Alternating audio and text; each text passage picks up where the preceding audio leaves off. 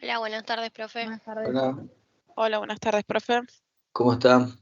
Buenas tardes. Bueno, última clase antes del parcial. Rápidamente terminamos lo de oferta y demanda, damos alguna partecita de excedente del consumidor y el productor y terminamos todo. Hasta ahí va a entrar el parcial, ¿está? Bueno, al final, si tienen preguntas, las charlamos ahí.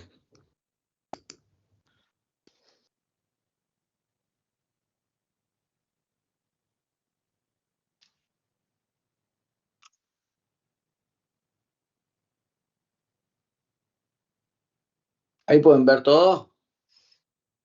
Sí, ahí se ve. Listo. Bueno, nosotros habíamos llegado a la elasticidad precio de la demanda, ¿no? Había explicado yo algunas razones por las cuales determinan la elasticidad precio de la demanda y ahora estamos en la elasticidad precio de la oferta. ¿Esto lo vimos a lo de la oferta? No, no llegamos, ¿no? No, profe. No. Bueno, la elasticidad precio de la oferta, elasticidad precio de la oferta, lo que está diciendo es que los precios, lo que dice es que los precios, ¿sí?, generan cambios en cantidades ofrecidas.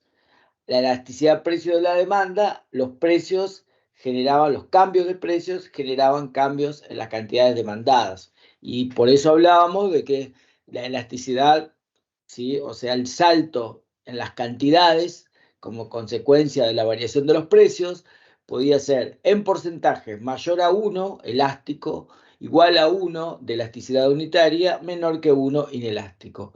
Lo mismo pasa acá en la oferta, ¿sí? Lo único que la relación es positiva, o sea, aumentan los precios, aumentan las cantidades ofrecidas. ¿Por qué? Porque la curva de oferta tiene pendiente positiva, básicamente, ¿sí? Tiene pendiente positiva.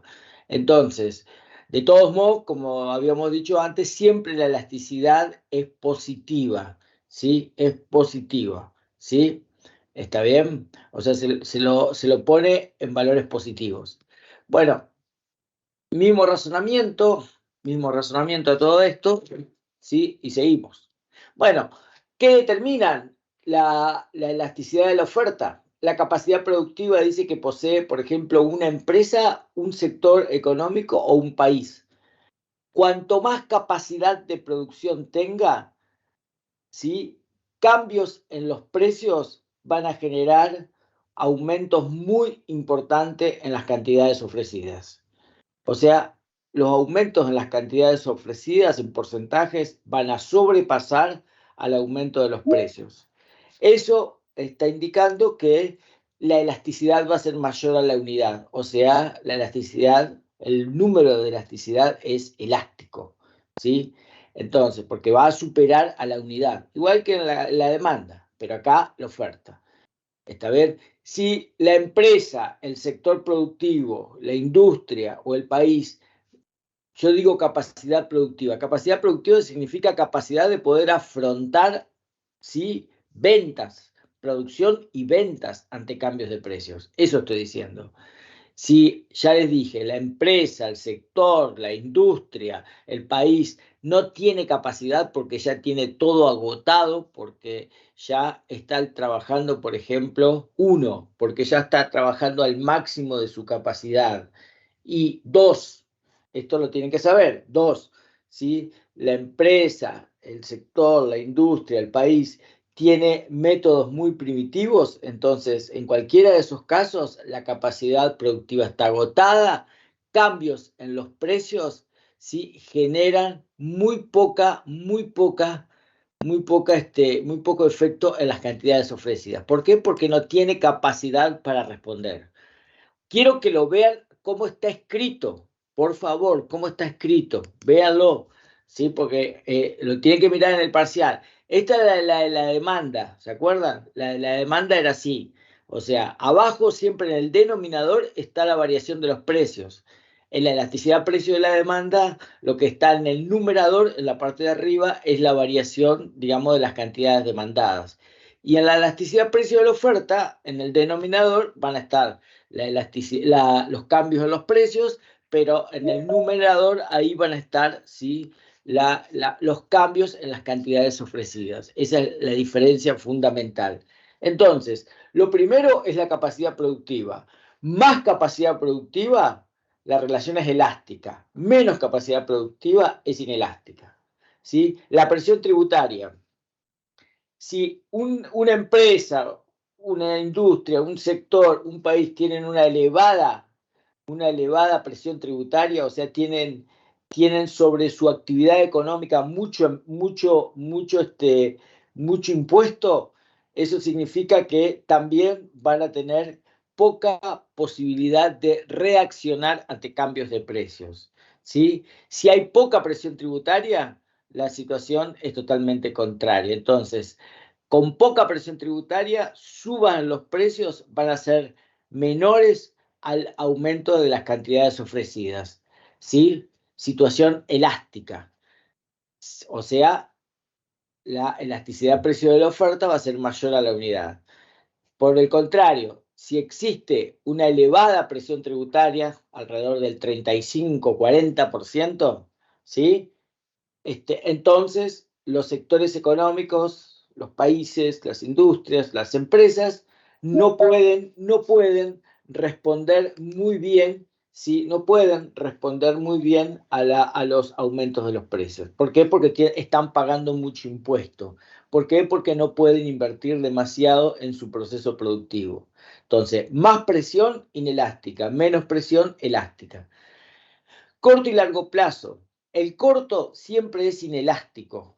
Cambios en los precios no dan tiempo, ¿sí? No permiten adaptar el proceso de producción para aumentar las cantidades ofrecidas. En el largo plazo la situación es elástica, siempre, siempre. O sea, suban los precios y las cantidades ofrecidas van a estar creciendo más. Nivel de precios, lo mismo que decíamos en la curva de demanda, pero ahora en la curva de oferta. Nivel de precio quiere decir los precios que están muy allá arriba sobre la curva de oferta. Si el nivel de precios es muy elevado, ¿sí?, la situación es elástica. Si el nivel de precios es muy bajo, la situación es inelástica. ¿Está bien? Bueno, las regulaciones, algo similar a la presión tributaria. ¿Sí? Seguimos. Casos puntuales de elasticidad. Primer caso puntual de elasticidad a modo de ejemplo, ¿sí? Bueno, el señor Mankiw, este señor que está diciendo esto, dice que analizando elasticidades, hay una relación entre las regulaciones que se hacen a la producción de drogas, del narcotráfico, ¿sí? ¿Está bien? A los productores de droga, ¿está bien? Y la inseguridad. Entonces, dice el señor Mankiw, el libro ese que ustedes tienen que leer, ¿sí? Mankiw se llama, es el libro que está puesto ahí para la lectura. Dice, vean, a la izquierda de la pantalla tenemos el corto plazo, a la derecha tenemos el largo plazo. En cualquiera de los dos casos, la curva de demanda es inelástica. ¿Por qué es inelástica?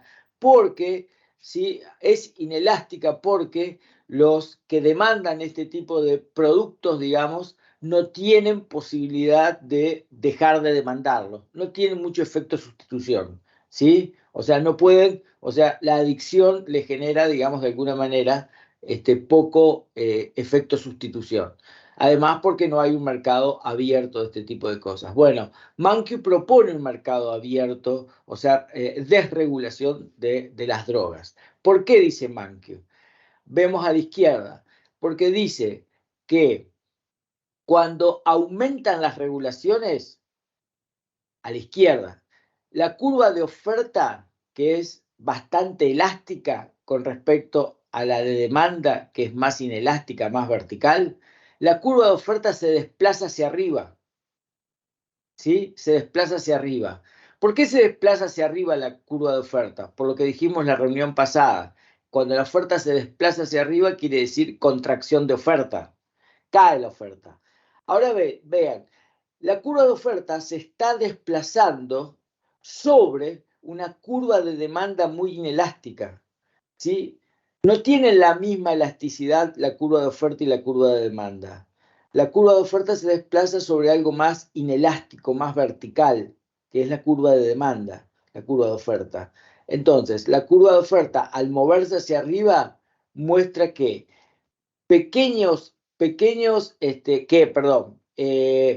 un desplazamiento hacia arriba por la desregulación, ¿sí? Lo que genera es una pequeña disminución en las cantidades ofrecidas de Q1 a Q0, pero esa pequeña pérdida, digamos, de producción, lo que impacta en el mercado en términos de precios es muy fuerte. Vean que la distancia entre Q1 y Q0 es muy chica, pero la distancia entre P0 y P1 es muy alta.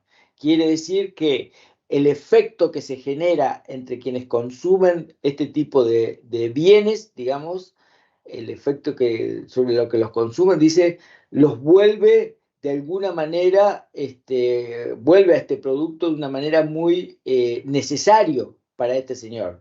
¿Por qué? Porque los precios cambian mucho, pero las cantidades cambian poco. Entonces, ¿qué dice Mankiw? Si los precios aumentan mucho ante pequeñas bajas en las cantidades como consecuencia de una contracción de oferta, ¿sí? Entre comillas, contracción de oferta que se produce porque los gobiernos están aumentando las regulaciones al mercado ese, o sea, y para el productor de drogas eso es más costo. Entonces, ese desplazamiento hacia arriba dice que hace subir mucho los precios, ¿sí? Genera mucha inseguridad social en el corto plazo. ¿Por qué dice? Porque los individuos ahora, como el producto es muy inelástico, ¿sí? No pueden sustituirlo por otra cosa y los precios aumentaron mucho. Ahora dice, tienen que obtener ingreso, ¿sí? De cualquier forma. Aparece el delito, por ejemplo, se acelera el delito, ¿sí? Se acelera la violencia social.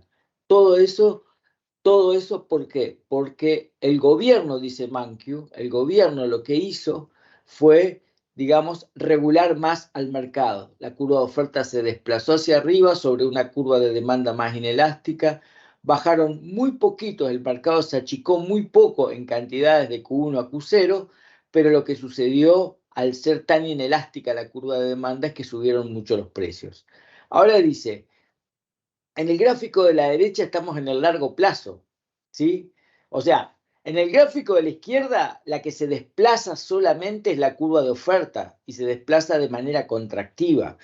En el gráfico de la derecha, la que se desplaza es la curva de demanda, también de manera contractiva. Dice, en el largo plazo pueden, en cierto modo, ¿sí? Arreglarse programas, ¿sí? Programas de educación, programas de inclusión, ¿sí? Programas que estén bien focalizados a quienes demandan estos productos, y eso va a ser, dice, que al reconocerse, al tenerse más información, a que se procese más esa información en toda esa interacción social, dice Mankiw, lo que va a suceder es que el desplazamiento hacia la izquierda contractiva de la curva de demanda lo que va a generar es una caída en las cantidades y al mismo tiempo caída en los precios. ¿Está bien? Todo eso, dice Mankiw, en un contexto, ¿sí? En el que hay que tratar de liberar a ese mercado y trabajar más en el largo plazo sobre la educación. Eso dice Mankiw. Entonces, a la izquierda se desplaza contractivamente la curva de oferta en el corto plazo, a la derecha se desplaza contractivamente la curva de demanda en el largo plazo. A la izquierda es corto plazo, a la derecha es largo plazo. ¿Sí? Los efectos a la izquierda en el corto plazo es pequeñas bajas en cantidades y grandes subas de precios en el corto plazo. A la derecha dice, caen tanto precios como cantidades.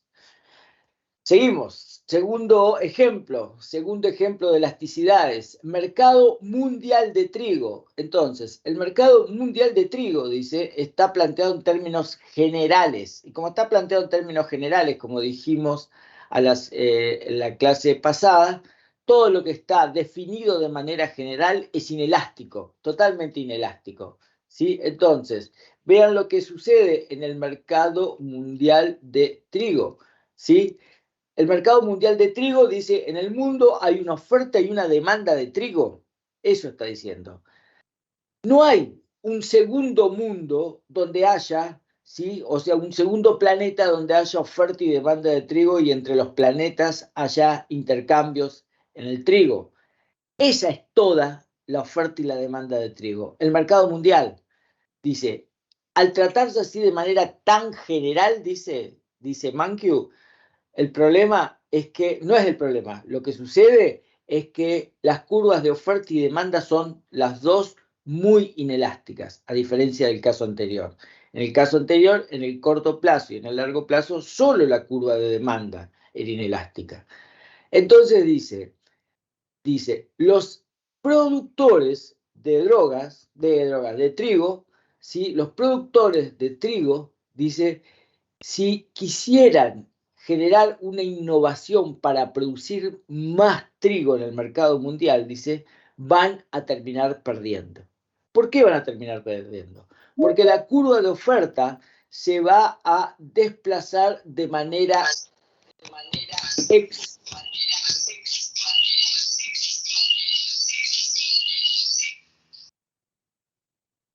se va a desplazar de manera expansiva, o sea, hacia la derecha.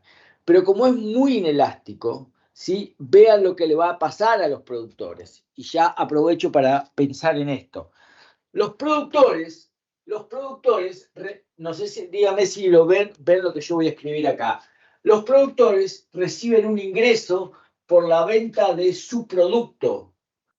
¿Sí? Ese ingreso proviene de precios por cantidades. Eso reciben los productores. ¿Lo ven ahí o no? Sí. Sí. Listo. Entonces vean.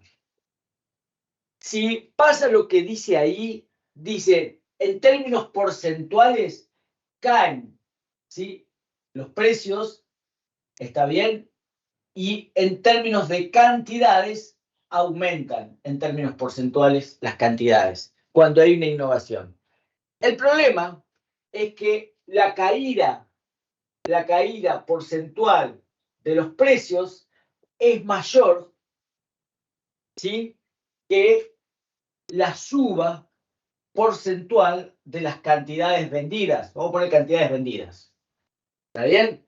Como eso sucede, entonces lo que termina pasando es que al productor le cae el ingreso.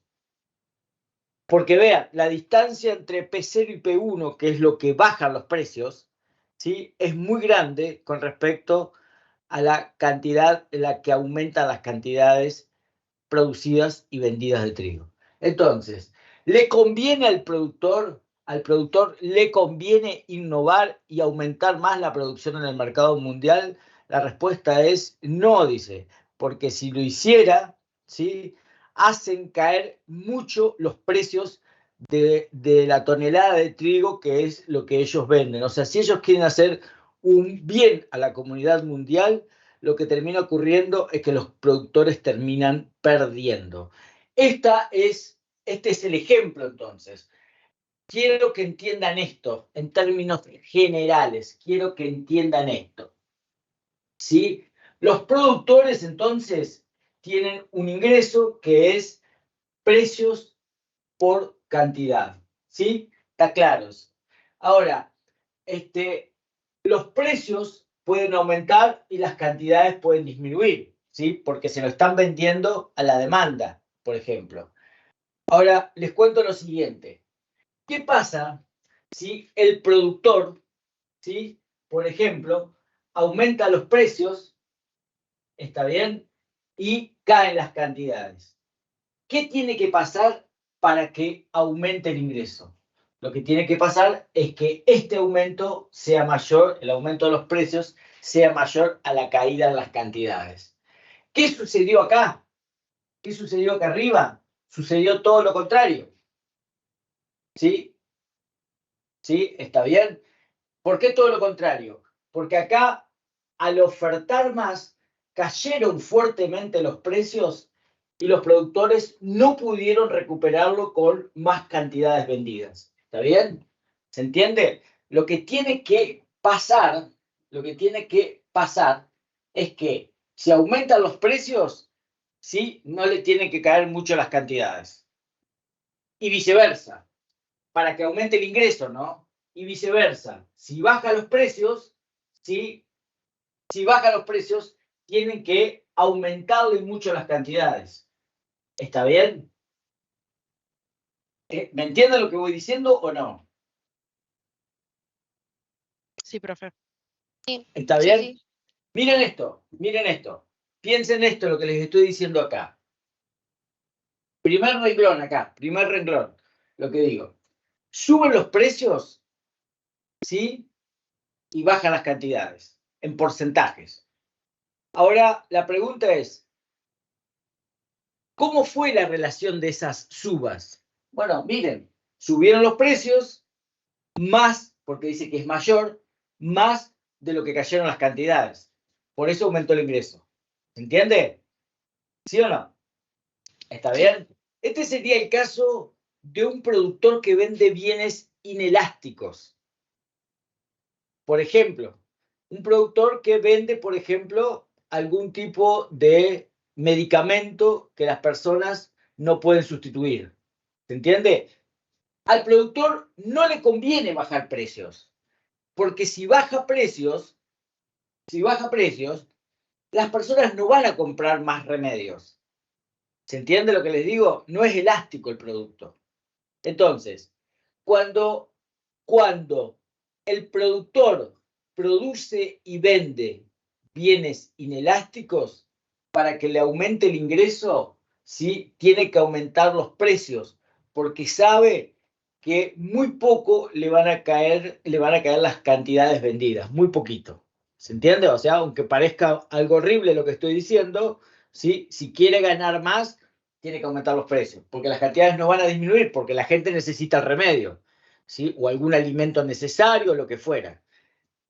Este sería caso inelástico, y este sería el caso elástico, ¿sí? Caso elástico.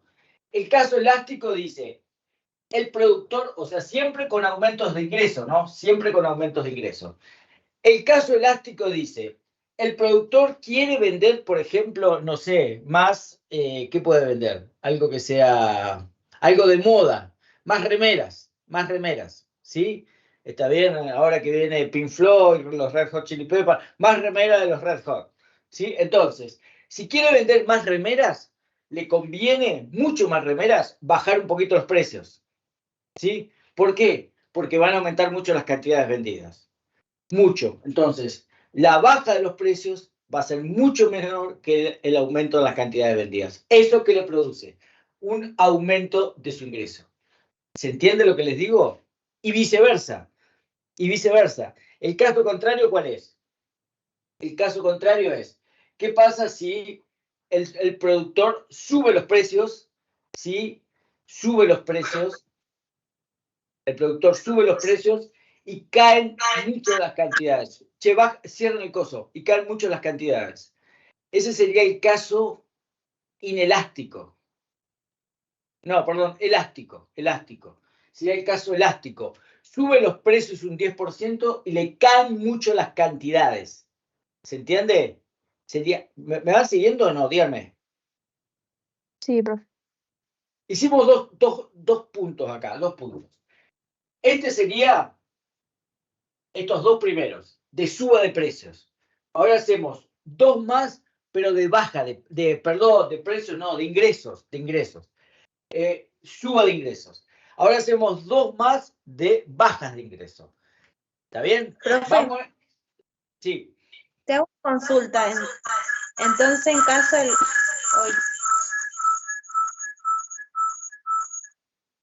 en caso elástico, sería bajar precios para aumentar ingresos. Claro, porque le van a aumentar mucho las cantidades. Sería este segundo reclamo. ¿Con quién estoy hablando? Con Daisy, sí. ¿Está bien? Listo. Entonces, ¿en qué caso baja el ingreso?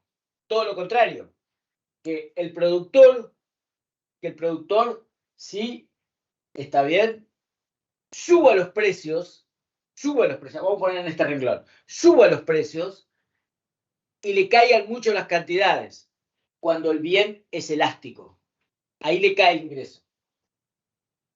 ¿Se entiende lo que digo, no? Sí, ¿Está bien? Si el bien es elástico y este productor empieza a aumentar mucho los precios, los individuos empiezan a buscar otros sustitutos. O directamente empiezan a comprar menos porque subieron los precios y porque en esencia no es un bien imprescindible para su vida. ¿Se entiende? Es un bien de lujo, por ejemplo. ¿Sí? Y viceversa. ¿Cuándo pierde también? Tratándose de un bien inelástico. ¿Cuándo pierde? Cuando baja los precios. ¿Por qué pierde cuando baja los precios? Porque seguramente si baja los precios un 10%, las cantidades vendidas de sillas de rueda, por ejemplo, no van a aumentar más del 10%, porque es algo que no se compra porque estamos esperando la oferta, sino que se compra solamente por necesidad. ¿Se entiende lo que les digo? ¿Sí? sí, Ahí están los 4 casos. Dos de subas de ingreso y 2 de bajas de ingreso. ¿Está bien? Utilizando elasticidad. En nuestro caso, el del precio mundial del trigo, ¿qué teníamos? Bueno, teníamos un caso de inelasticidad. Inelasticidad. El caso del trigo. ¿Y qué sucedía? El productor bajó los precios y obviamente no recibió un aumento de las cantidades vendidas como esperaba. ¿Por qué? Porque es todo el mercado mundial de trigo. ¿Sí? ¿Está bien? Ya el mercado estaba cubierto. No le van a comprar más trigo. Bueno, esa es la idea. Seguimos. Seguimos. Tercer caso. El caso dice de la OPEP y los precios del petróleo. Bueno, este es el tercer caso, un caso donde, vean, corto plazo y largo plazo. Como siempre, el corto plazo es inelástico y el largo plazo es elástico. Bueno, ¿qué pasó en los años 70? Dice, subieron mucho los precios del petróleo. Ahora, ¿quién decidió la baja de los precios en los años 70? La decidió la Organización de Países Exportadores, Productores y Exportadores de Petróleo, la OPEP. ¿Sí? Entonces, la OPEP, digamos, los países que producían y exportaban petróleo, estaban como, en los años 70, estaban como muy organizados y todo estaba bajo una misma organización. Entonces, lo que describe eso que yo estoy diciendo en términos de curvas es que la oferta es muy inelástica, o sea, la oferta está como muy administrada, ¿sí? O sea, está bajo el mandato de una organización, la OPEP. Entonces, y la demanda también, dice, la demanda es muy inelástica. Vean el gráfico de arriba. ¿Por qué es muy inelástica? Porque se trata de petróleo, la fuente principal de energía en los años 70. ¿Qué hicieron entonces en los años 70 estos señores? ¿Qué hicieron en los años 70? Bueno, ¿qué tenían que hacer en realidad? Porque había pasado algo histórico en los 60 que se venía de alguna manera dilatando la suba de precios y era necesario que suban el precio. Bueno, bajaron la producción. Para que subiera el precio, bajaron la producción. La bajaron de Q1 a Q0. Vean, igual que en el caso de la droga en el corto plazo, vean lo que pasó con los precios, saltaron de P0 a P1, ¿sí? De P0 a P1. Ahora, como redujeron la producción y aumentaron los precios en un caso tan inelástico, ¿sí? Planteando un caso tan inelástico, entonces a los países petroleros, ¿sí? Les aumentó mucho el ingreso y le aumentó mucho las ganancias, ¿sí? A todos los miembros de la OPEP. Bueno, ¿por qué lograron hacer eso? Dice. Porque en realidad, dice, justamente lo que les estaba contando, estaban muy organizados. determinaban mucho la curva de oferta.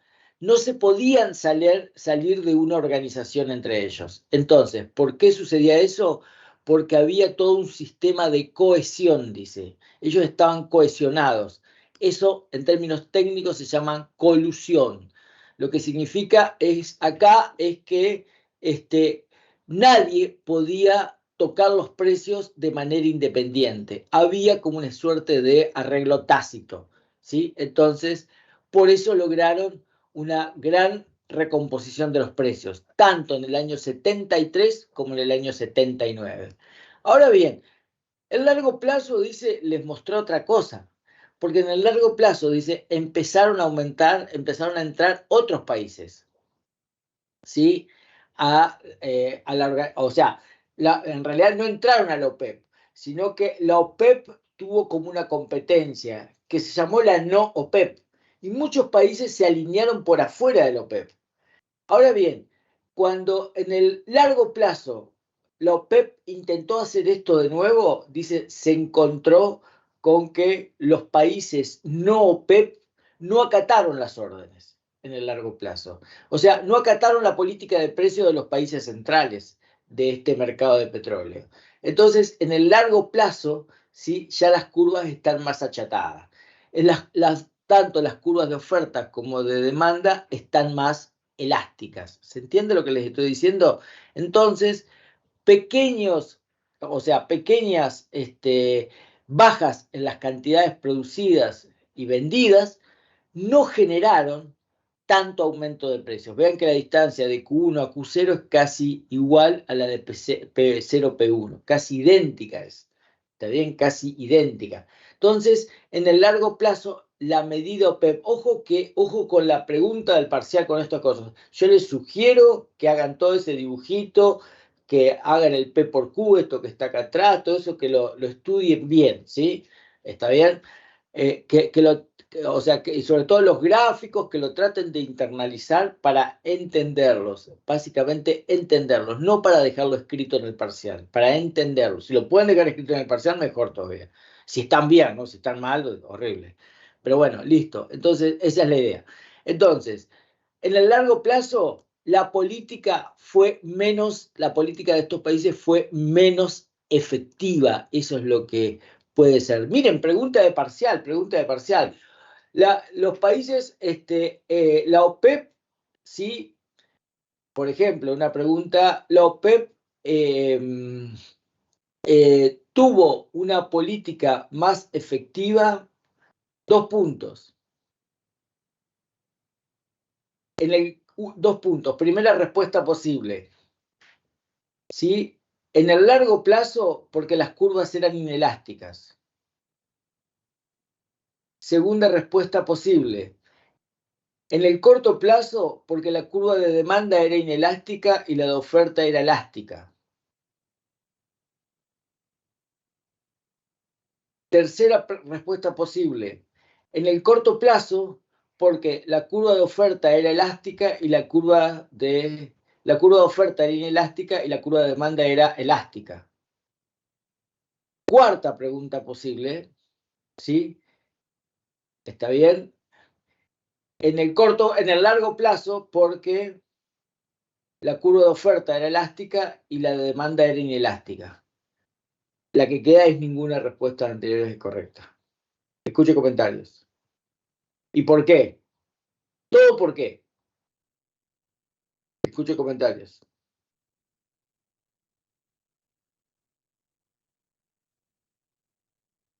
Vean los gráficos. ¿Lo están viendo o los coloco vuelta? No, no se ven. ¿Los podrá poner? Sí, sí.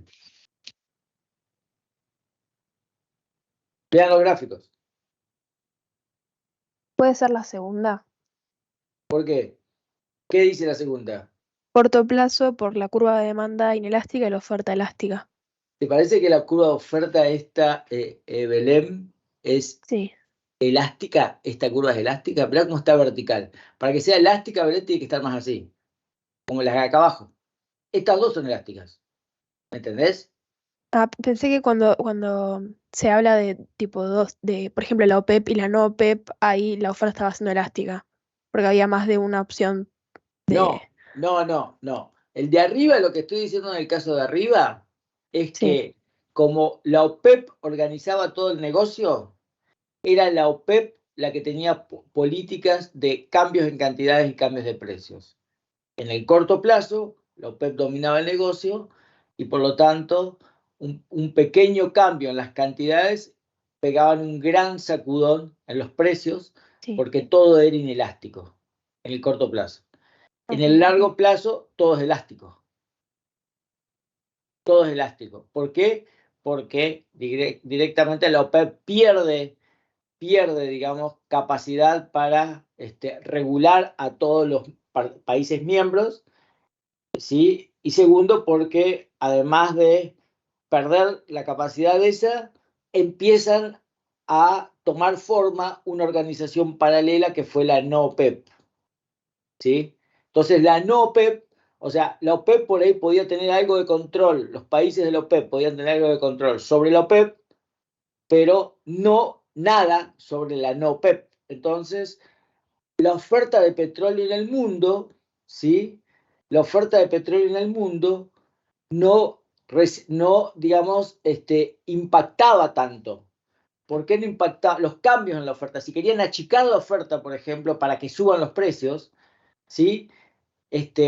Si querían bajar un 10%, la meta era bajar un 10%, por ahí no conseguían bajar un 10%, porque quizás los de la OPEP, ¿sí? No acataban las órdenes en el largo plazo, porque tenían que seguir, digamos, en algunos países era la principal fuente de ingresos de divisas y de actividad económica. Pero por otro lado, los no OPEP, ¿sí? Continuaban haciendo su negocio en paralelo, o sea, no recibían órdenes de la OPEP. ¿Entendés lo que te digo, Belén? Sí. Entonces sería más efectivo en el corto plazo, Sí. ¿Y cuál es la pero respuesta? Sí. ¿Y cuál de las 5 son las respuestas? Es la respuesta correcta. Ninguna es correcta. ninguna, claro. ¿Y por qué no, estimadas? Porque Diga, justamente vayan anunciándome una por una. La primera que dice, en María el largo plazo, porque las curvas eran inelásticas. No estamos hablando de largo plazo en el primer caso, estamos hablando de corto plazo. Listo. En el B, en el corto plazo, porque la curva de demanda era inelástica y la oferta elástica. En el corto plazo siempre son inelásticas. Las dos. Exacto.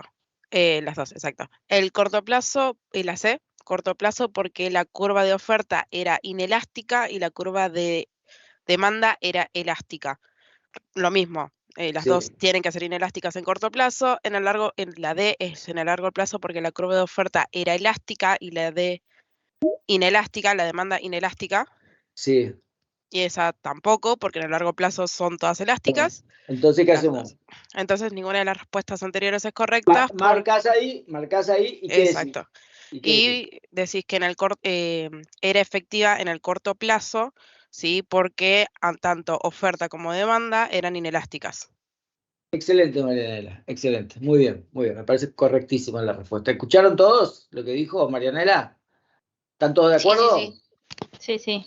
Buenísimo, me gustó. O Muy sea, bueno. profesor, entonces, tanto en el corto plazo como en el largo plazo, en el caso de corto plazo, sí, las dos son inelásticas y en el largo plazo las dos son elásticas. Claro. O sea, no se mueve una como otra. Se mueven iguales.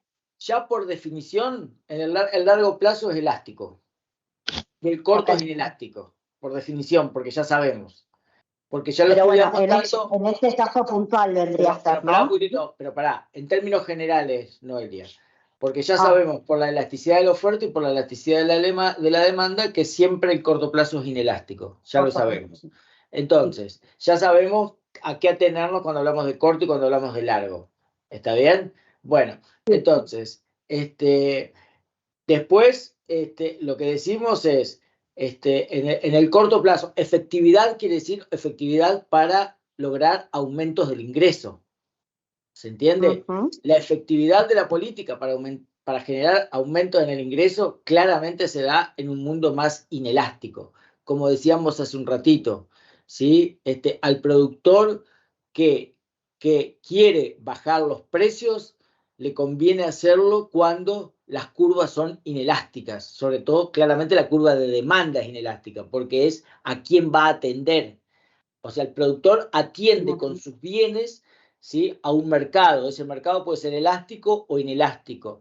Si atiende a uno inelástico, le conviene subir precios porque las cantidades no van a bajar tanto, entonces le van a aumentar el ingreso, ¿sí? Si quiere aumentar el ingreso y sabe que su cliente compra bienes elásticos, entonces ahí la solución no es subir los precios, es bajar los precios, porque las cantidades van a responder mucho, ¿sí? Y a eso le va a aumentar el ingreso. En este caso, tenemos que, fíjate, y termino con esto, en el caso del corto plazo, tanto oferta como demanda son inelásticas, pero lo que nos importa es la demanda, básicamente. La demanda. ¿A quién atiende? Vos fíjate que en el mercado de las drogas, en el corto plazo, la demanda era inelástica. La demanda era inelástica.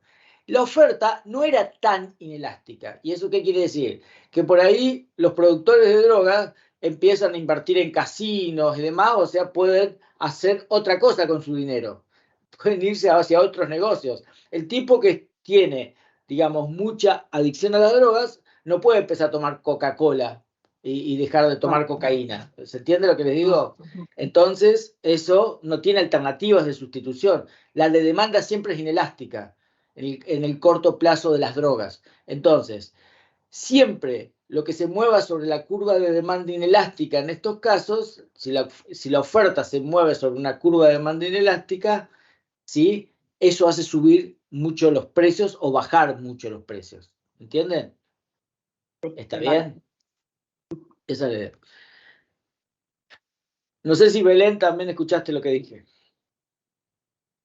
Que fue una chica Sí, que profe, preguntó. sí. Listo, Sí, sí, seguimos. Bueno, otras elasticidades. Las elasticidades que vimos recién, que eran oferta y demanda, se llaman elasticidad precio de la demanda, elasticidad precio de la oferta. ¿Eso qué significa? Que cambios en los precios modifican cantidades demandadas, cambios en los precios modifican cantidades ofertadas. Eso hasta acá. Ahora decimos si elasticidad ingreso de la demanda. Elasticidad ingreso de la demanda. Ahora ya sacamos los precios. Lo reemplazamos por el ingreso y decimos que la elasticidad ingreso de la demanda dice, ¿qué sucede con las cantidades demandadas cuando se modifica el ingreso? Y eso nosotros ya lo vimos en la curva de Engels, ¿sí? ¿Está bien?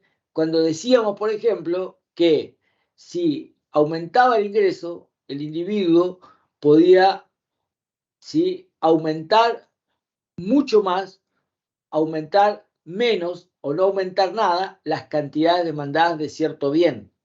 ¿Se entiende? Entonces, nosotros clasificábamos a los bienes entre normales e inferiores. ¿Está bien? Entonces, acá lo que dice es que la elasticidad de ingresos va a ser positiva, simplemente eso, positiva. Positiva en el sentido, este sentido, que un aumento del ingreso genere un aumento en las cantidades. Eso es positivo. Negativo sería que un aumento en el ingreso haga caer las cantidades, ¿sí? O sea, que esas dos variaciones vayan en sentido contrario. Eso es negativo. Si las dos variaciones van en el mismo sentido, eso es positivo. Esa es positiva la elasticidad de ingreso. Un bien normal, dice, cuando aumenta el ingreso, aumenta las cantidades demandadas. Y cuando baja el ingreso, bajan las cantidades demandadas. Por eso, ¿sí?, la elasticidad de ingreso de un bien normal siempre es positiva. Y la elasticidad de ingreso de un bien inferior siempre es negativa. Cuando aumenta el ingreso y el tipo ve mejorar su vida, empieza a disminuir las cantidades demandadas de los bienes inferiores. Y viceversa, cuando entra en una situación de mala suerte, ¿sí?, de crisis, al tipo le empieza a caer el ingreso y empieza de nuevo a aumentar la cantidad demandadas de los bienes inferiores, de los de segunda marca, como dijimos en el parcial. ¿Está bien? Esa es la elasticidad ingreso. la elasticidad cruzada de la demanda, cruza, dice. O sea, A y B ahí son bienes sustitutos, el segundo renglón, o complementarios. Son dos bienes distintos. Entonces, dice, esta elasticidad cruzada es una elasticidad precio, porque en el denominador hay un precio. Entonces, variaciones en los precios de un bien generan cambios en las cantidades demandadas de otro bien. Eso dice. ¿Está bien? Si aumenta el precio de un bien, del bien B, ¿está bien? Y aumentan las cantidades demandadas del bien A, esos dos bienes son sustitutos. Se encarece uno, A y B son sustitutos. Se encarece el bien B y el consumidor empieza a comprar más del bien A. Una marca, por ejemplo. Una marca. ¿Sí? ¿Está bien? Una marca de cerveza, que por ejemplo, una marca de vino, una marca de gaseosas. Si Pepsi y Coca-Cola fueran perfectamente sustitutos, el encarecimiento de la Coca-Cola lleva a los individuos a comprar Pepsi. ¿Sí? Vean que los dos van en la misma dirección, las dos variaciones, la variación de abajo y la variación de arriba. Entonces, la de los sustitutos es positiva, la elasticidad cruzada de la demanda. Y viceversa, ¿no? Si baja, por ejemplo, el precio del bien B, ¿sí? Disminuyen las cantidades demandadas del bien A. Es como si, caso contrario, disminuyera el precio del bien B, Coca-Cola, por ejemplo, y empiezan a disminuir las cantidades demandadas de Pepsi. Son sustitutos. Sustitutos para el individuo le genera la misma satisfacción consumir A o consumir B, Pepsi o Coca-Cola. Exactamente la misma, le brindan la misma satisfacción. Y pensamos incluso en sustitutos perfectos. Sustitutos perfectos, o sea que le coinciden las satisfacciones, coinciden plenamente las satisfacciones. Complementarios, vean, la elasticidad va a ser negativa, porque si un bien se consume, ¿sí? ¿Está bien? Con otro bien, se complementan en el consumo, entonces, si uno se encarece,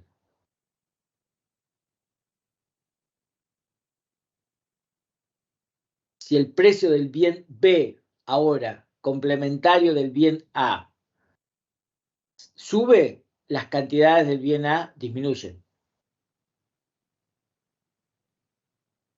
Por ejemplo, cualquier cosa, qué sé yo. ¿Por qué, por ejemplo, no sé, Fernet y Coca puede ser. ahí está, sí, ahí está, eso. Si se encarece el Fernet, ¿sí? Cuando los dos bienes en conjuntos, si hubiera una bebida, existe, ¿no? Sí, existe, una bebida que junta el Fernet y la Coca, ¿sí? Esa bebida, digamos, va a disminuir las cantidades demandadas. ¿Está bien? Si B es la Coca-Cola y A es el Fernet con Coca-Cola todo junto y aumentó el precio de B, entonces lo que está haciendo es que se está encareciendo A, que es el Fernet con Coca-Cola. Entonces caen las cantidades demandadas de Coca-Cola. En este caso, la elasticidad cruzada de la demanda lo que muestra es un valor negativo, porque cuando aumenta el precio del bien, disminuyen las cantidades del otro bien demandadas y viceversa. Cuando bajan el precio de un bien, aumentan las cantidades demandadas del otro bien. O sea, van en dirección contraria. ¿Listo? ¿Sí o no? Sí, sí. Bueno, esto es lo que decíamos hace un ratito. Miren, ¿sí? Este gráfico, porque está de cuatrimestre a cuatrimestre, está un poco toqueteado. ¿Sí? Entonces, vean, esta es la curva de demanda normal, esta verde que tiene las pelotas acá. Entonces, P por Q es el ingreso del productor y G es el gasto del consumidor. O sea que los dos como van de la mano. Pero vean, en una curva de demanda normal, lo que hay son 3 segmentos. El de más arriba es elástico, el del medio es de elasticidad unitaria y el de abajo es de inelasticidad. Lo que decíamos antes, exactamente lo que decíamos antes. Si el individuo está, o sea, si los precios son muy altos, ¿sí? Para ganar dinero al productor, o sea, si estamos en este primer círculo, este de acá arriba, los precios muy altos, para ganar dinero el productor, lo que tiene que hacer es bajar los precios para que le aumente el ingreso. Porque esta zona es la zona elástica. Zona elástica. Esta vez, y vamos a saltar a la inelástica. Si ya bajó mucho los precios, ¿sí? Esta zona se convierte en inelástica. Una baja en los precios no consigue grandes aumentos en las cantidades. Entonces, cuando los precios son elevados, ¿sí?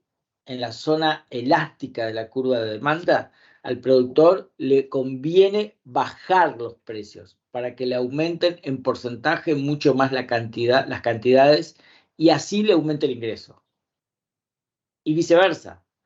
Si estuviera en la zona inelástica, todo lo contrario, ¿sí? No le conviene bajar precios, le conviene subir precios, ¿sí? En la zona inelástica. Si bajara precios, la baja de un 10% en los precios no consigue aumentos en las cantidades superiores al 10%, seguro. Entonces, para ganar dinero, tiene que subir los precios, ¿sí? Para aumentar su ingreso. Tiene que, por ejemplo, aumentar los precios un 10% para que, digamos, las cantidades le caigan poco. Y ahí se genera un aumento en el ingreso. Me estoy refiriendo a esta zona, la de acá abajo, la zona inelástica, ¿no? Pero ¿por qué les estoy contando esto? Porque nosotros hasta acá veníamos diciendo que hay curvas que son completamente elásticas o completamente inelásticas.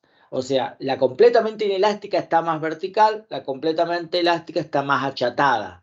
Pero esta es una curva intermedia, ¿sí? Entonces no tiene todo un tramo inelástico ni todo un tramo elástico. Tiene secciones elásticas e inelásticas, como decíamos antes.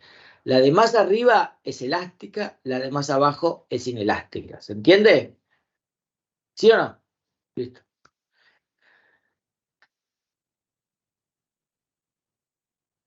Bueno, ya vamos hasta a la última parte y acá terminamos ya con oferta y demanda y nos pasamos al otro punto rápidamente. Bueno, ¿qué pasa cuando? ¿Qué sucede cuando? ¿Qué pasó ahí?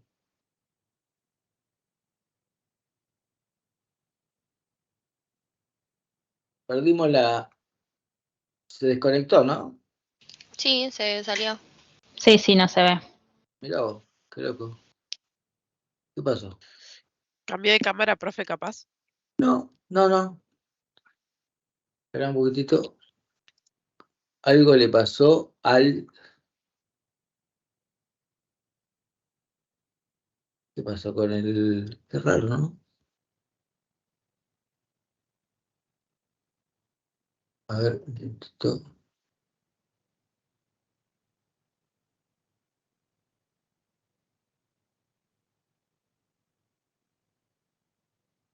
Ya, a ver, que ni siquiera lo puedo cerrar.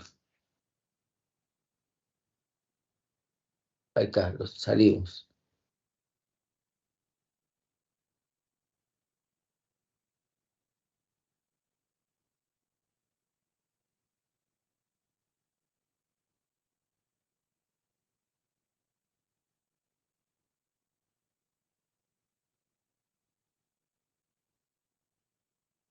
Algo raro hizo, una falla.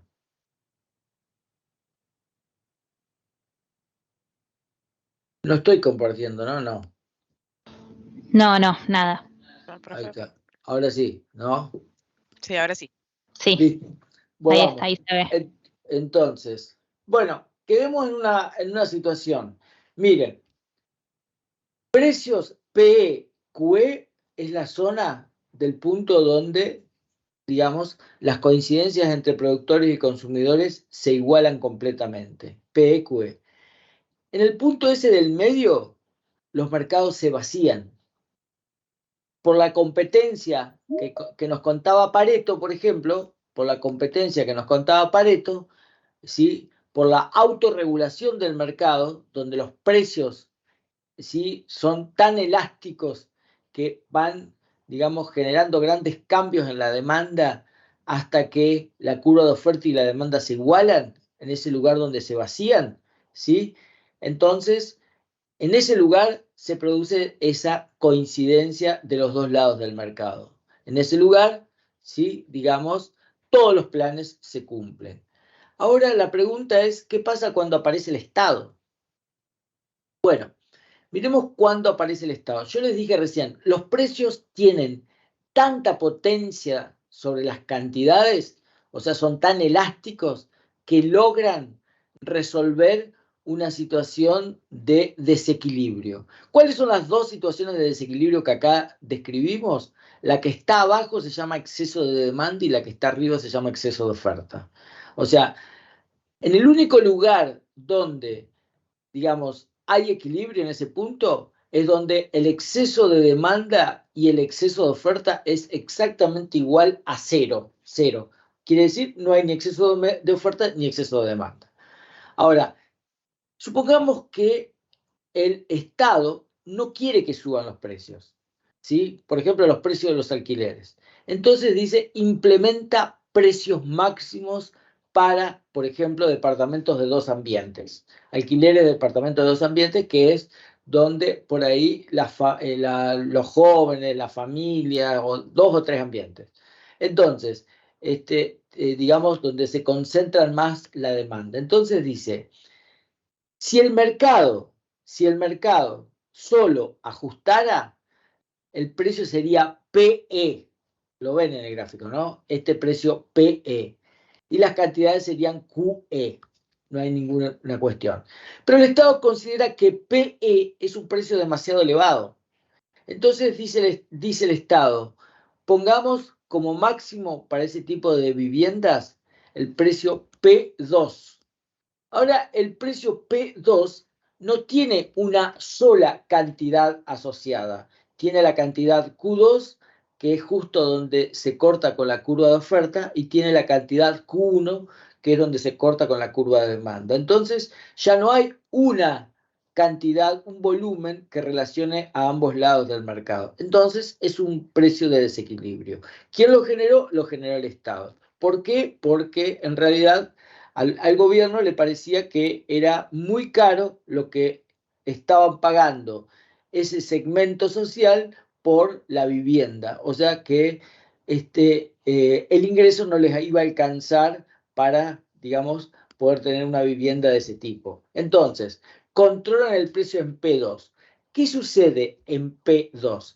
Si nos vamos por P2 de izquierda a derecha hasta la cantidad Q2, eso va a ser lo único que se va a ofrecer en el mercado.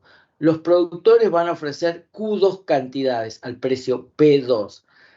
Vean que las cantidades Q2 son menos que las cantidades QE, donde el precio es PE, ¿sí? Entonces, lo que estoy diciendo es que esta fijación de precios que hizo el Estado, esto que nosotros le vamos a llamar precio máximo, el precio máximo siempre se ubica por debajo del precio de equilibrio, ¿está bien? Si no, por encima no tendría sentido, ¿sí? El precio máximo aceptado es el precio que está por debajo del precio de equilibrio.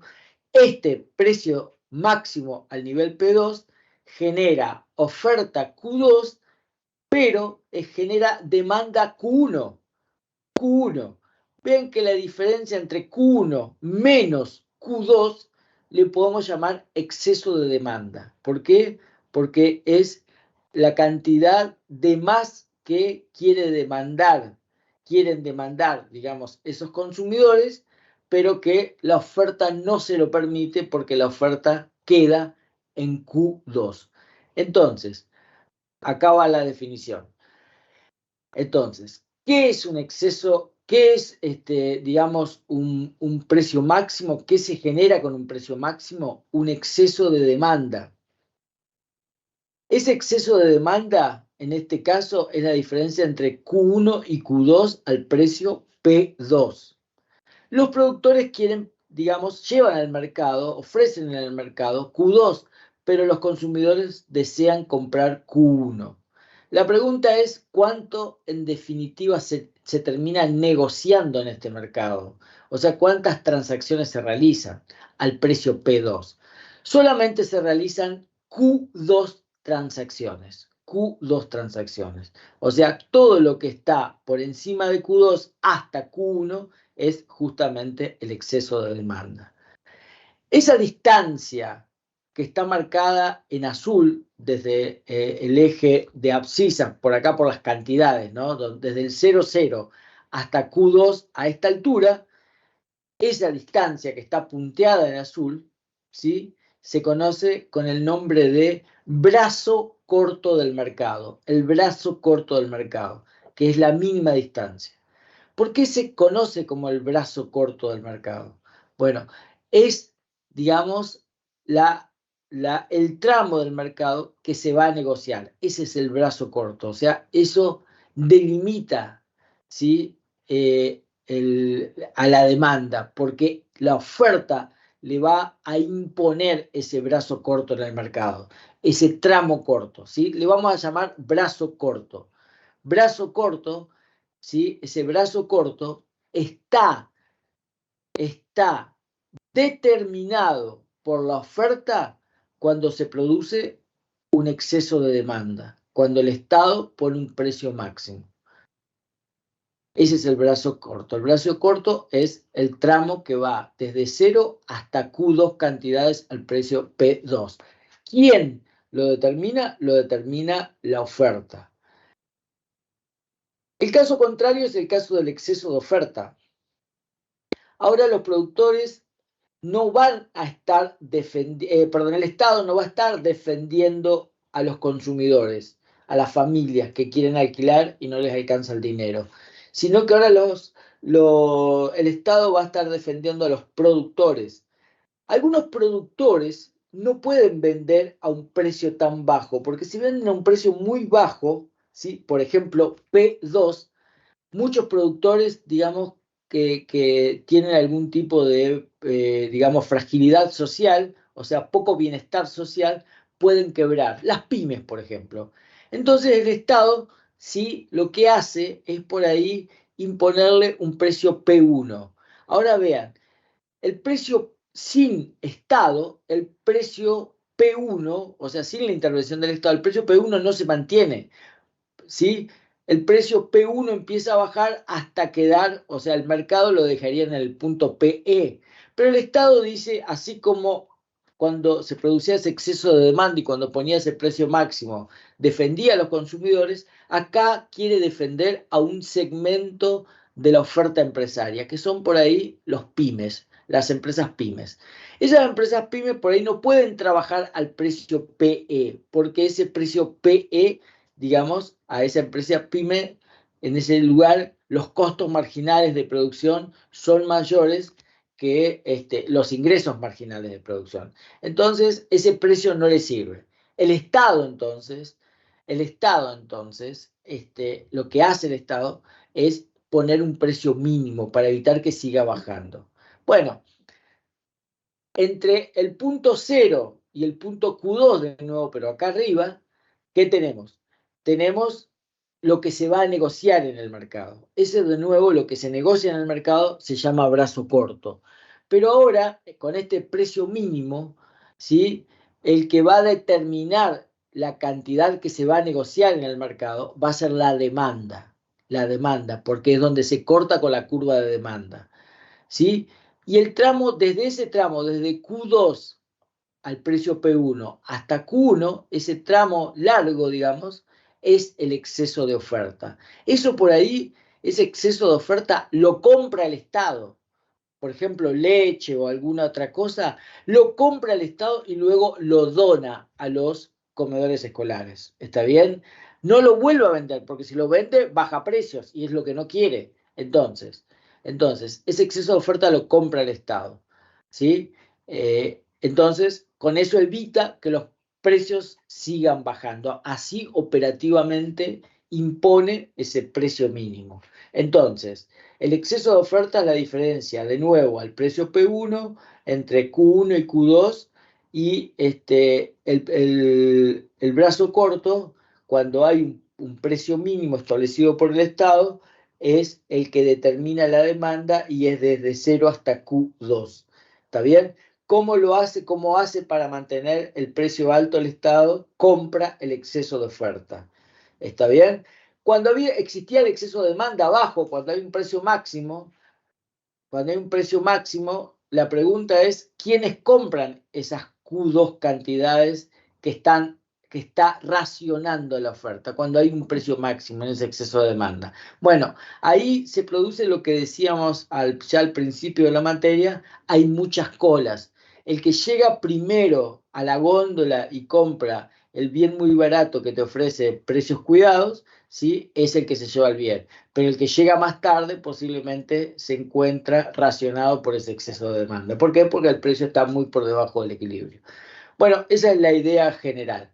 Este tema, esta parte, digamos, es precios máximos y precios mínimos, es la cuestión de cómo el Estado interviene para que el ajuste endógeno del mercado no perjudique, ¿sí?, a los consumidores, por ejemplo, poniendo un precio máximo, o no perjudique a algunos productores poniendo un precio mínimo.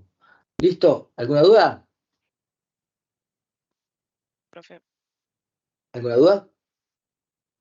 ¿No? Buenísimo. Seguimos. Bueno, último tema. Y terminamos. Excedentes. ¿Sí? Excedente del consumidor, excedente del productor. Terminamos rápido y hacemos una ronda de preguntas y ya está. Bueno, ¿qué serán los excedentes? ¿Qué serán los excedentes? Bueno, el excedente es lo que va a, lo que va a ganar el consumidor o el productor por participar en el mercado, ¿sí? Teniendo en cuenta todo lo que dice acá, que el mercado resuelve todas las situaciones de arbitraje, ¿sí? Está bien, resuelve todos los estados de bienestar, tanto de consumidores como de productores. ¿Está bien? Todos salen ganando. Pero existe una situación de excedentes, ¿sí? Excedentes. Los excedentes surgen puntualmente, ¿sí? Los excedentes van a ser las ganancias que pueden llegar a tener los consumidores y surgen puntualmente cuando se modifican los precios de los bienes. Esos son los excedentes. Ahora vamos puntualmente al caso. Empecemos por esto. Y empecemos por la demanda. Empecemos por el excedente del consumidor. Por eso es demanda. El consumidor, cuando quiere comprar un bien, tiene un precio en mente. ¿Sí? Está bien, tiene un precio en mente. El precio, obviamente, al que está dispuesto a pagar, porque esa es la valoración que tiene el consumidor de ese bien. Entonces, ¿qué será el excedente del consumidor? ¿Sí? El excedente del consumidor es lo que está dispuesto a pagar el individuo, ¿sí? Menos, o sea, con respecto a lo que el mercado efectivamente le hace pagar, o sea, lo que efectivamente paga. ¿Está bien? El excedente del consumidor es una diferencia entre lo que esperaba pagar, disposición a pagar, y lo que efectivamente paga. Es la curva de demanda, básicamente. O sea, se calcula sobre la curva de demanda. Son beneficios, ¿sí?, que obtienen los compradores. ¿Está bien? Y se producen cuando se modifican los precios. Veamos un ejemplo, por ejemplo. Acá tenemos la curva de demanda. Supongamos que los mayores, ¿sí?, los que tienen más disposición a pagar, están dispuestos a pagar un precio altísimo, PA, ¿sí? Los que están dispuestos a pagar el precio PA, ¿sí? Son los que más valoran el bien.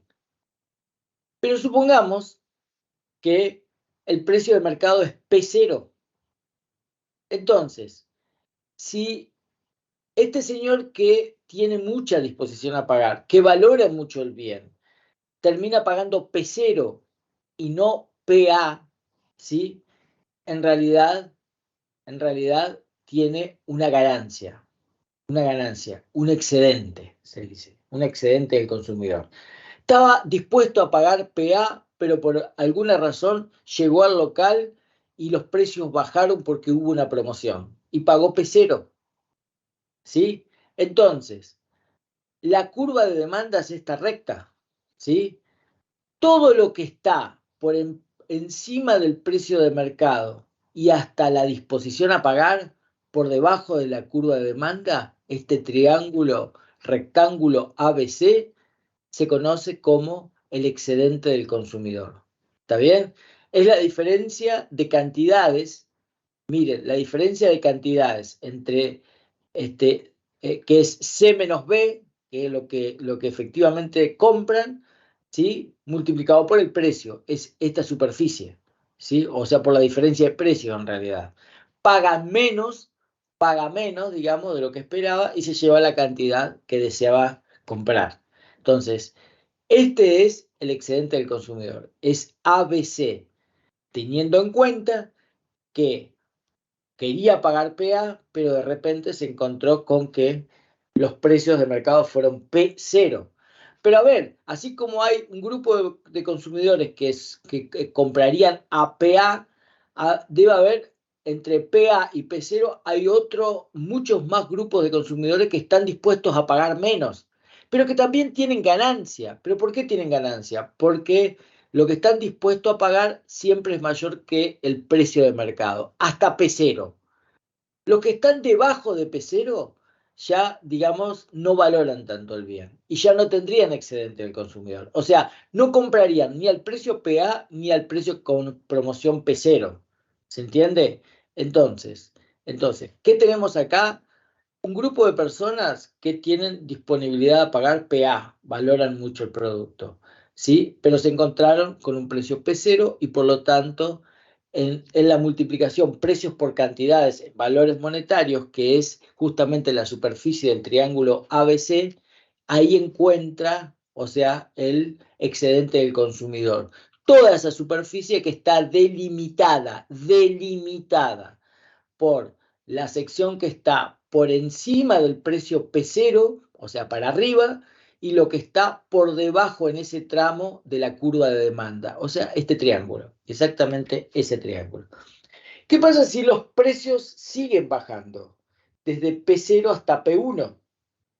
Bueno, entre PA y P0 hubo un montón obviamente, de personas que ganaron por eso. ¿Está bien? Ahora, supongamos que la promoción se aumentó desde 10 a 20%. Entonces los precios bajaron de P0 a P1. ¿Está bien? Ahora, acá hay dos efectos, dice el excedente del consumidor. Acá hay dos efectos. Había unos que ya venían ganando, por ejemplo, los que estaban en el grupo PA. Venían ganando todo ese triángulo porque el precio era P0. Ahora dice, van a ganar menos, van a pagar menos, o sea, van a ganar más comprando las mismas cantidades Q1, Los que estaban dispuestos a pagar PA y era P0, compraban cantidades Q1 y tenían todo ese triángulo de excedente del consumidor. Pero ahora bajó a P1.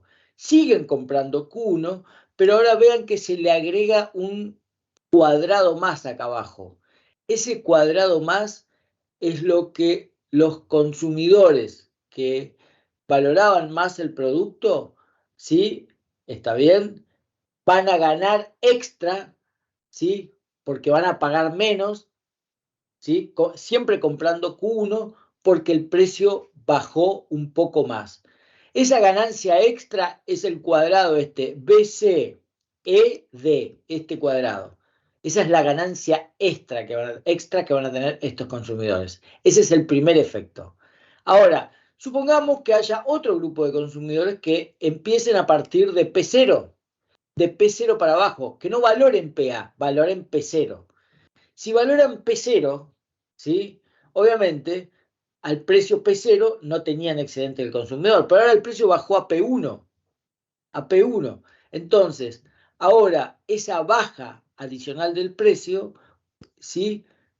Generó un ingreso de compradores marginales que saltaron de comprar Q1 a comprar Q0. ¿Sí? Q0.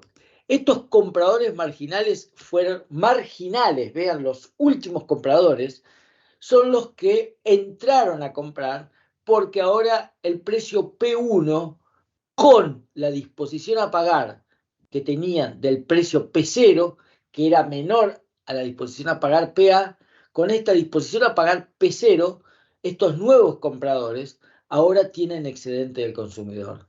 Ese excedente del consumidor es este triángulo rectángulo, C, E, F, toda esta parte. Entonces, acá están los dos efectos que generan una baja de precios, ¿sí?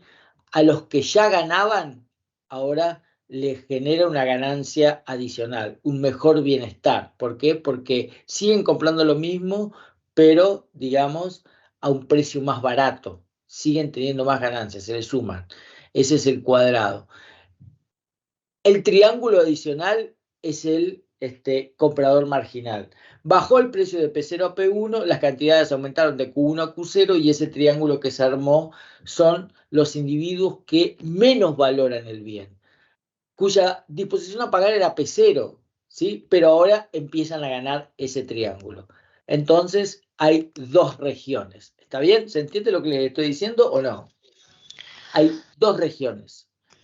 Sí, o sea, se lo llama comprador marginal porque no estaba quizás dispuesto a pagarlo y se incorporó al mercado porque bajó el precio. Así sería. Claro, las cantidades saltaron. ¿Dónde estaban los compradores marginales? Los que compran ahora Q1 cantidades, o Q0, no me acuerdo cuántas, los que compran más cantidades con respecto a lo que compraban antes. Los que compraban antes eran los que aumentaron su ganancia. Ahora los nuevos compran más, ¿sí? ¿Pero por qué? Porque tienen un excedente del consumidor porque bajó el precio. ¿Se entiende? Esos son los dos efectos de una baja del precio en el excedente del consumidor. El de la mayor ganancia de los que más valoran el producto y la entrada de compradores marginales. ¿Está bien? Bueno, seguimos. Seguimos. El excedente del productor. Si el excedente del consumidor era, vean, en el excedente del consumidor, los que más valoraban estaban dispuestos a pagar más. Ahora yo les voy a decir, en el excedente del productor, como estamos en la curva de oferta, el que más va a ganar va a ser el que tiene el costo marginal más bajo. ¿Sí? El costo marginal más bajo, ese va a ser. Entonces, claramente estamos hablando de, esto es la definición clarísima de un costo de oportunidad. Todo bien al que se debe renunciar, que debe renunciar un productor, ¿sí? Para producir un bien. Eso es un costo de oportunidad. ¿Qué será el excedente del consumidor? Del productor, perdón. Es la cantidad de recibida, o sea, lo que reciben ganancias, menos el costo de producir un bien. ¿Se entiende? Ahora, no es el precio que está dispuesto a pagar, sino el costo que le genera producir ese bien. Por eso, si el costo es bajo, el excedente del productor va a ser más alto, seguramente, cuanto más bajo sea el costo. ¿Está bien? Entonces, aparece ahora la curva de oferta. Mismo razonamiento, mismo razonamiento. Los que están en A, allá abajo, tienen un costo marginal bajísimo. Los que están en C tienen un costo marginal mayor y los que están por arriba tienen más costo marginal. Ahora, lo mismo resultado, misma idea, ¿sí? ¿Está bien? Si los productores que producen al costo marginal que están en A, ¿sí? Se enfrentan a un precio de mercado P0, entonces lo que vendiendo Q0 cantidades, todo lo que está por encima de la curva de oferta y por debajo del precio, o sea, el triángulo ABC, ¿sí? Esa área, ese triángulo, ese va a ser el excedente del productor. ¿Por qué? Porque acá hay una clara diferencia, una clara resta entre precios y costos. Precio es el que recibe por el producto P0 y el costo que está por acá abajo, porque recuerden que la curva de oferta son infinitos costos marginales del productor. Todos son infinitos puntos, son costos marginales de estos infinitos puntos. Entonces, el que está acá abajo dice es el que más produce. Pero ahora, si el precio es más alto, va a producir Q0. ¿Pero por qué? Va a tener una tremenda ganancia porque su costo marginal es bajo. El excedente del consumidor es el triángulo ABC, es toda el área que está, toda la superficie que está por encima de la curva de oferta y por debajo del precio. Entonces, a diferencia del excedente del consumidor, ¿sí? A este productor no le conviene que bajen los precios, le conviene que suban los precios, que vayan desde P0, por ejemplo, hasta P1. Y eso es lo que vamos a ver en la próxima. Y de nuevo aparecen los dos efectos. Exactamente los dos efectos aparecen. Vean, puse distintas letras, ¿no? F, D, E. Eso eran lo que ganaban al precio P0 aquellos productores que tenían un costo marginal F allá abajo, ¿sí? ¿Está bien? Un costo marginal F. Ahora, ¿qué pasa si sube el precio desde P0 a P1? Ahí aparecen de nuevo los dos efectos. El primer efecto es la ganancia en exceso que va a tener el productor marginal, el productor más eficiente, el productor que produce o la cantidad de productores que producen hasta el punto Q0, ¿sí? ¿Está bien? Lo que ganan de más por vender a un precio más elevado es el rectángulo ABDE. Ese es ABDE. Ese es el primer efecto. Ganan más los que eran más eficientes porque ahora pueden vender la misma cantidad a un mayor precio. ¿Está bien? Ese es el primer efecto. El segundo efecto es el del productor marginal. El productor marginal es el que aparece, o sea, el que produce a un nivel de producción, por ejemplo, a un nivel de costo marginal que está en el punto E, por ejemplo, E. ¿Sí? Al precio P0 no tenía excedente del consumidor, ese productor, porque el precio era P0 y el costo marginal estaba en ese tramo de la curva, a partir del punto E. Pero ahora los precios subieron desde P0 a P1. Entonces, ahora el precio P1 le permite a estos productores tener un excedente del consumidor, una ganancia extraordinaria. Eso que le permite a estos productores ahora empezar a producir y aumentar sus cantidades producidas desde Q0 hasta Q1, esos productores tienen el nombre de los productores marginales. Los productores marginales son los menos eficientes, ¿sí? Los que empiezan a producir a partir del punto E. Así como los compradores marginales eran los que menos valoraban el producto. Esa es la idea. Ya tenemos excedente del consumidor y tenemos excedente del productor. ¿Qué será el excedente total? ¿Qué será el excedente total? Bueno, el excedente total es la suma de los dos, del excedente del consumidor más el excedente del productor. Dice, el excedente total es la medida de bienestar económico de toda una sociedad. Ese es el excedente total. Bueno, miren, o sea, acá dicen, cuando digamos, el consumidor valora el bien y cuando el productor es eficiente, ese excedente total es altísimo, ¿sí? Bueno, miren, ¿qué será el excedente del consumidor? Dice, el valor que le dan los compradores al bien, o sea, el precio, la disposición a pagar, ¿sí? Menos lo que efectivamente pagan. el excedente del productor es el ingreso que reciben los productores, menos, o sea, también establecido por el precio, menos el costo de producción. Vean que lo que pagan los consumidores y el ingreso que reciben los productores es exactamente el mismo. Ahora, si sumamos EC más EP, nos queda valor del consumidor menos pago que realiza el consumidor más ingreso que recibe el productor, ¿sí? Menos costo de producción. Pago realizado menos ingreso recibido con signos distintos digamos, se hacen cero. Entonces lo que queda es que el excedente total en toda la economía, es el valor que le da el bien al consumidor menos el costo de producción. En el costo de producción, digamos, que es justamente lo que les decía, el excedente total, si el costo de producción es bajo, o sea, el productor es eficiente y el consumidor valora mucho el producto, el excedente total y el bienestar social es altísimo en una sociedad. Eso es lo que les estoy diciendo. ¿Está bien o no? ¿Se entiende? ¿Se entiende? Sí, profe. Buenísimo. Bueno, ¿ahora? 8:30. Listo. 2 segundos más y terminamos. 2 segundos más. Acá.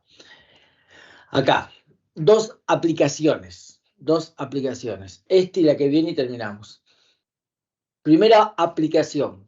Miren. Esto se llama aplicación de impuestos. ¿Sí? Aplicación de impuestos. Bueno, vean. Analicemos esto. Supongamos que el precio de mercado y la cantidad de mercado, ¿sí? Fuesen eso sin la intervención del Estado, o sea, sin cobro de impuestos, ¿está bien? ¿Qué va a ser el cobro de impuestos? La cantidad de impuestos tax T que cobra que cobra el Estado por todo lo que recauda. T por Q es la cantidad de dinero que recauda el Estado, ¿sí? Por cobrar impuestos. Entonces, son los ingresos fiscales, digamos, ¿sí? Ingresos fiscales. Si el Estado no cobrara impuestos, PE y Q0, ¿sí? Es el equilibrio. Pero ahora resulta que el Estado cobra impuestos. Escuchen, ya está. Vamos a terminar acá. Listo. Terminamos acá. Terminamos la reunión acá. Profe, ¿le puedo hacer una pregunta? Diga. A Sí. ver, ya está. Entra todo hasta excedente total. ¿Listo? Hasta excedente total es el parcial. Listo. Y así dejamos este espacio de acá hasta cuando ustedes puedan, quieran, para hacer preguntas. Te escucho, Natalia. Sí, yo le quería consultar lo mismo de la vez pasada. Yo al examen llegué 7:20, 7:30. Quería corroborar con usted si será posible nuevamente o no. Sí, llegá lo antes posible porque yo a las 8:30 pongo el timer acá de la heladera, Perfecto. del horno y si no se me quema la comida. Bueno, muchas gracias. Es una broma, Natalia. No tenés que No, ponerlo tan seria. Listo. no, pasa que estaba preocupada. Gracias. No, Gracias, listo. profe. Bueno, listo. Chicos, ¿dónde empezamos entonces este segundo parcial? Em, ¿A la función producción?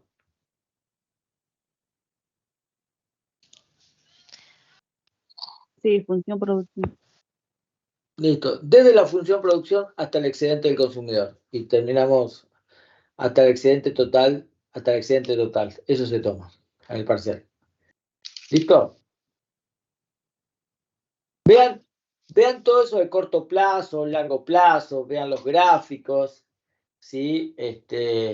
¿Qué diferencia hay entre el corto y el largo? Rendimientos decrecientes, economías de escala, eso que decíamos, elasticidad del costo, índice de ¿cómo es? Ese índice de economías de escala. ¿Está bien? Bueno, y todo lo que vimos hoy. Los costos. ¿Alguna duda tienen? ¿No tienen ninguna duda? ¿Saben todo? O sea, o saben todo o no estudiaron nada. Esto es de extremos. Yo sinceramente no llegué todavía a agarrar, aprendí hace 2 días una materia y la economía todavía no la toqué, yo soy Bueno, sincera. listo. Bueno, va a tener una linda semana entonces. No te la puedo Sí, decir. no, ya estoy encaminada, pero bueno, Bueno, todavía me falta. Bueno, ¿alguna duda? Chicos. La No, por modalidad ahora del no. parcial es la misma que el parcial anterior. Igual. Justificar Igual. y eso. ¿Cómo, perdón? Que hay que justificar las respuestas también. Igual formato. No cambia el Ok. formato. O sea, los que se piden, no todos, ¿no? Está bien. Listo. ¿Qué más?